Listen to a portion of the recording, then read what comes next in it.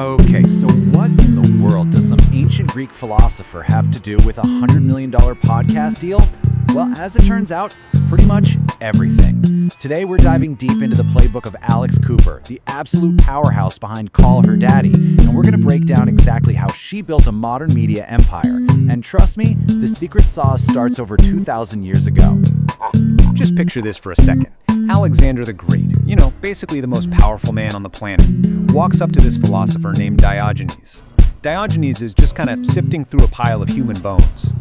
Alexander asks him what he's doing, and Diogenes just looks up and drops this line on him. I mean, talk about a savage and brilliant takedown of power itself. And look, I get it. That's a fair question, right? But the line connecting that ancient pile of bones to today's creator economy, well, it reveals everything about where real power and value actually come from. What Diogenes was saying was so simple and so brutal. When you die, all that status, all that power, it just vanishes. You're just bones. Death was the ultimate leveler. But here's the thing. Today, there's a new kind of leveler. There's a form of power that you can't inherit, you can't conquer. It's the direct, almost unbreakable relationship between a creator and their audience. And, when we talk about that modern power, there is maybe no one who gets it better than Alex Cooper. Her whole story kicks off back in 2018. She and her roommate, Sophia Franklin, launched a podcast that honestly was about to take the world by storm. And when I say take it by storm, I mean the rise was just meteoric. I'm talking weeks after launching, they get discovered by Dave Portnoy, the founder of Barstool Sports, and bam, they land a 3-year deal. But that same partnership that made them famous also kind of imploded. A super public dispute in 2020 became this huge, defining moment, leaving Cooper in sole control and paving the way for a deal with Spotify that completely changed the game. You gotta remember, for decades, the world of audio was run by guys like Howard Stern. They were the kings of radio, backed by these massive corporations. But Alex Cooper, she was something totally different. She wasn't just a host on the radio. She was the leader of this incredibly loyal community that she built from the ground up, called the Daddy Gang. And the formula at the beginning was absolutely explosive. It was raw, it was completely unfiltered, and yeah, it was super provocative. They were talking about relationships and sex with this honesty that you just never heard on a big platform, especially not from women. And if you want to know what that early era was all about, you just need to know this one infamous phrase. It was shocking. It instantly became a meme, and it was everywhere. This was the kind of thing that created an insane amount of buzz and put Cooper on the map. But as we're about to see, buzz alone doesn't build you an empire. Okay, so let's get into what I think is the most important part of this whole story. This is the moment that changes everything. During that massive public fallout in 2020, Alex Cooper had a choice that would define her entire career. She could walk away and start fresh, or she could stay and fight for the brand she'd built. She chose to fight for the intellectual property. So what are we even talking about when we say IP? In simple terms, it's owning the thing you made.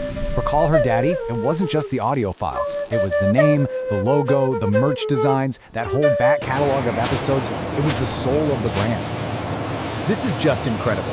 While her co-host was basically ready to pack it in and start something new, Cooper dug in her heels.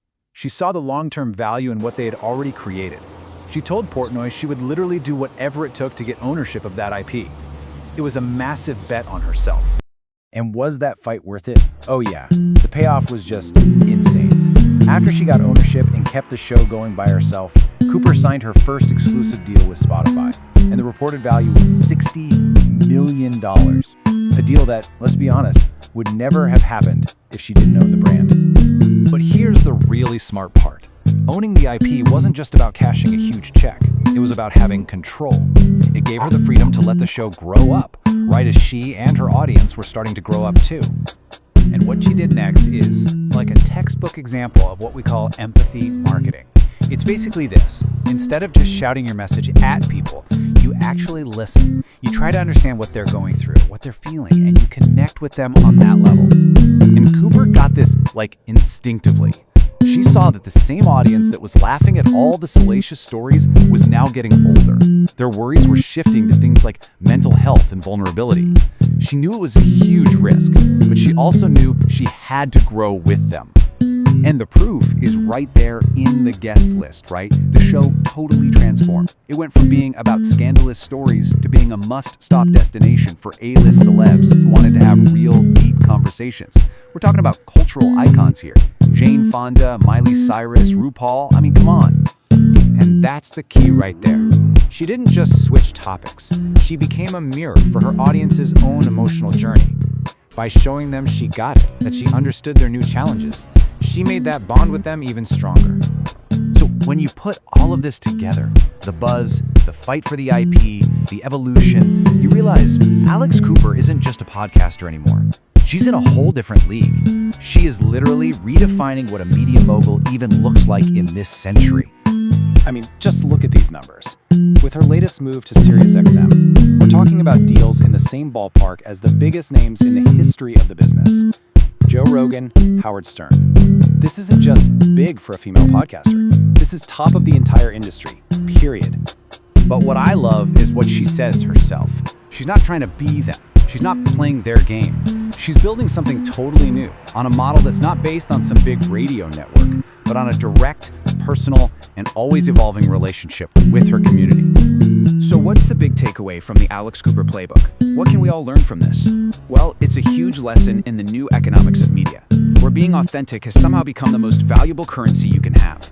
Think about it. For 100 years, power in media meant owning the building, the printing press, the radio tower. Well, guess what? Those days are long gone. Today, the most valuable thing in media, the thing you can't buy, build, or fake, is the relationship you have with your audience. That trust, that community, that is the real IP. And it's exactly what allowed Alex Cooper to turn a provocative podcast into a 9-figure media empire. And that brings us all the way back to where we started, with Diogenes and that pile of bones. He knew that under all the fancy armor, Alexander the Great was just made of the same stuff as everyone else. In the creator economy, under the huge deals and the flashy platforms, the real power isn't really with the corporation, or even with the creator, it's with the audience. Which leaves us with one last question to chew on. As more and more creators build these massive, personal empires, what does that really mean for the future of media?